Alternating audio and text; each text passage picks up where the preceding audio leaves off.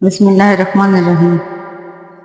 یہ ایک دعا ہے جو حقیقت کے بہت قریب ہے کہ جب میں مر جاؤں گی تو مجھے کوئی فکر نہیں ہوگی اور نہ ہی مجھے اپنے جسم اور جان کی کوئی پرواہ ہوگی، کیونکہ میرے مسلمان بہن بھائی وہ سب کچھ کریں گے جو میرے لیے ضروری ہے، یعنی وہ مجھے غسل دیں گے، مجھے کفن میں لپیٹیں گے، مجھے گھر سے نکالیں گے اور مجھے میرے نئے مسکن قبر تک لے جائیں گے۔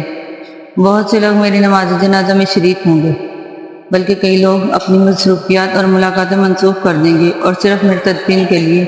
یہ وہ لوگ ہوں گے جن میں سے شاید بہت کم نے کبھی میری نصیحتوں پر دھیان دیا ہوگا۔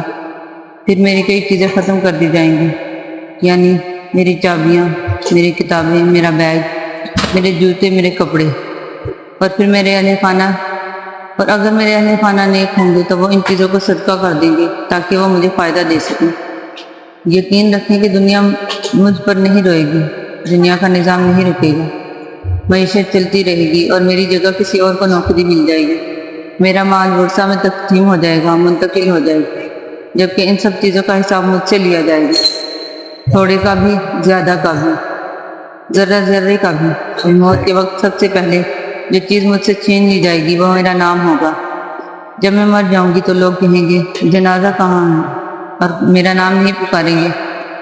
جب وہ میری نماز جنازہ پڑھیں گے تو کہیں گے جنازہ لاؤ، اور پھر کہیں گے میرا نام نہیں لیں گے اور پکاریں گے، اور وہ مجھے دفن کریں گے تو کہیں گے میت کو قریب کرو، اور میرا نام نہیں پکاریں گے۔ لہٰذا مجھے میرے نسب، میری قومیت اور میرے عہدے اور میری شہرت پر کوئی غرور نہیں ہونا چاہیے۔ یہ دنیا کتنی حقیر ہے اور وہ حقیقت کتنی عظیم ہے جس کی طرف ہم بڑھ رہے ہیں۔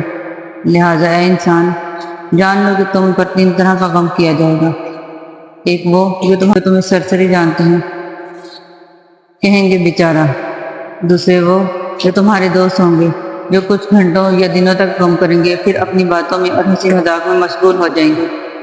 تیسرے وہ جو گہرا غم تمہارے گھر والوں کو ہوگا، جو 1 ہفتہ، 2 ہفتے یا 1 ماہ اور 2 ماہ یا 1 سال تک رہے گا، اور پھر وہ بھی تمہیں یادوں کے گوشے میں ڈال دیں گے۔ تمہاری کہانی دنیا والوں کے لیے ختم ہو جائے گی اور تمہاری اصل کہانی شروع ہو جائے گی۔ تم سے چھین لیا جائے گا تمہارا حسن، دولت، صحت، اولاد۔ تم گھر محلات اور بیوی کو چھوڑ دو گے، اور تمہارے ساتھ صرف تمہارے اعمال رہ جائیں گے، اور یہی حقیقی زندگی کی شروعات ہوگی۔ سوال یہ ہے کہ آج سے آپ اپنی قبر کے لیے کیا اختیار کر رہے ہیں؟ یہ حقیقت سوچنے کے متقاضی ہے۔ لہٰذا فرض نمازوں کا خیال رکھیں، نفل عبادتوں کو اہمیت دیں، خفیہ صدقہ کریں، اچھے اعمال کریں، رات کی نمازوں کو ادا کریں تاکہ تم بچ سکو۔ اگر تم نے لوگوں کو اس تحریر کے ذریعے نصیحت کی جب تم زندہ ہو تو تم قیامت کے دن اس کا اجر ملے گا، تو قیامت کے دن تم اس کا اجر پاؤ گے انشاءاللہ۔ اور نصیحت کرتے رہو، کیونکہ نصیحت مومنوں کو فائدہ دیتی ہے۔ صلی اللہ علیہ وسلم۔